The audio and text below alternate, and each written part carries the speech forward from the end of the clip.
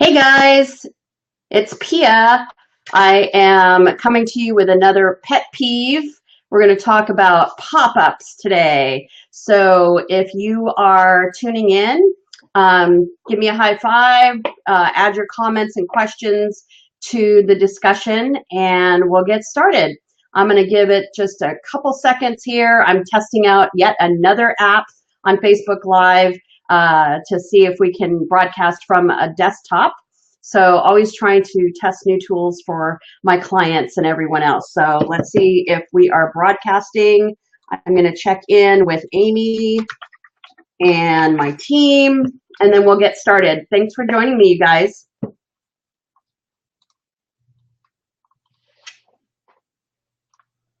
All righty. Just checking in.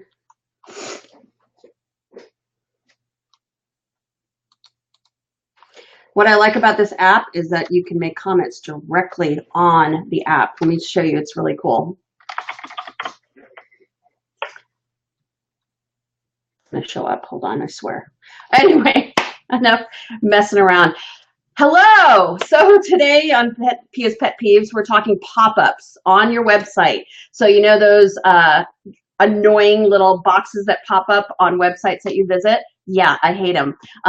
So we're going to talk about pop-ups, why I hate them, probably the same reasons why you guys hate them, and what Google's going to be doing about them in 2017. So if you're out there, if you have questions during this live broadcast, just put them in the comments, and I will let you know what the answers are. So anyway, so pop-ups, we all hate them. My least favorite pop-ups are the ones that either require you to add an email address before you can access the website, the nerve, right? Or ones that you cannot find the close or exit button or the X at the top. Hate those. And if you think about it, it's even worse on your phone because you have a limited amount of space on your phone.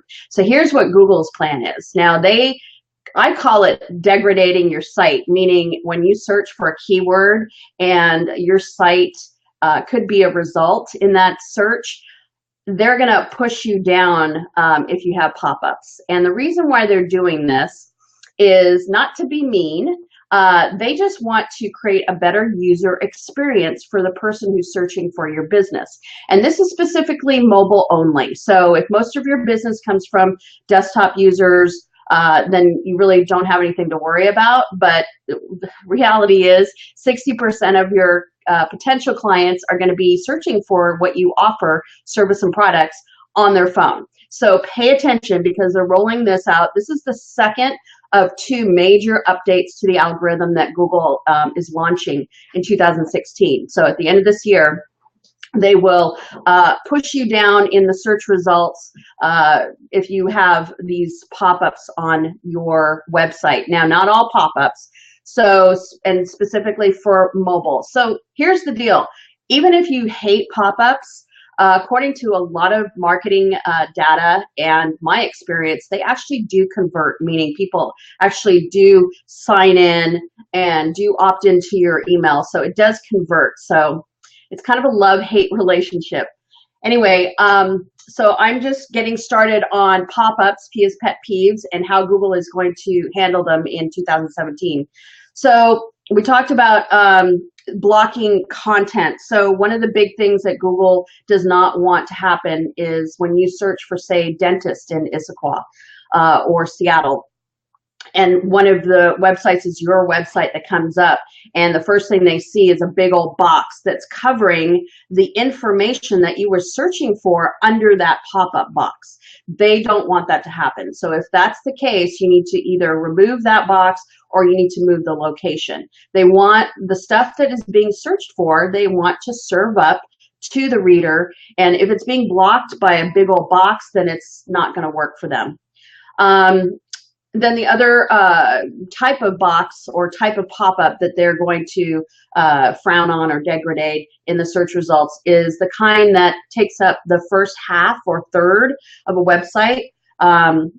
I'm not sure how it looks on mobile, but if you go to a website and you'll see the entire screen is just the pop-up or the opt-in, and then you don't necessarily have to close it, but you have to scroll down and then you see the content. That is a big no-no starting January 1st next year. And these are called interrupters. Google calls them interrupters. You're interrupting the funnel or the flow of delivering information to their searchers. So it makes sense. It makes sense for Google. It makes sense for the end user. It makes sense for your business. You want the line from zero moment of truth, which I've talked about in my blog before, which is when client doesn't even know they need you.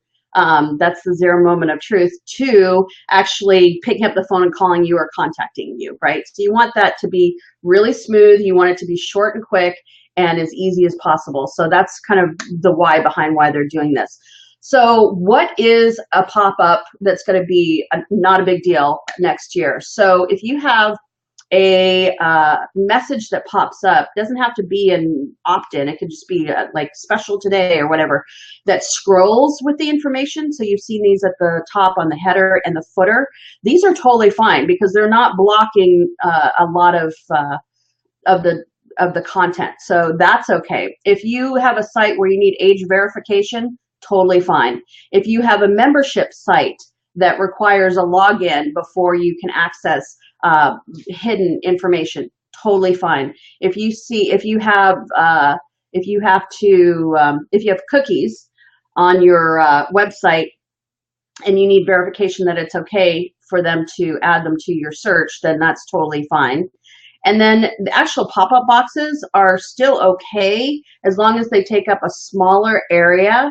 Like maybe you've seen them on the lower right-hand side where they just kind of pop up, as long as it's not covering the major content.